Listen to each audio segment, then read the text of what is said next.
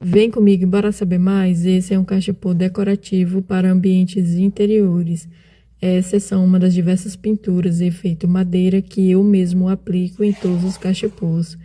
Eles são adaptados para cultivar plantas naturais em substrato, como também cultivar plantas naturais na água. Esse método de cultivar as plantas na água é conhecido como hidroponia. Esse método de cultivar as plantas é voltado mais para os ambientes interiores pelo fato de a planta ser cultivada na água. A manutenção da troca da água deve ser feita a cada 15 dias. O ideal é remover o vazio simples de plantas naturais e lavar bem ao redor do vaso e depois colocar de volta no cachepô. Essas são uma das dicas importantes para cultivar plantas naturais na água.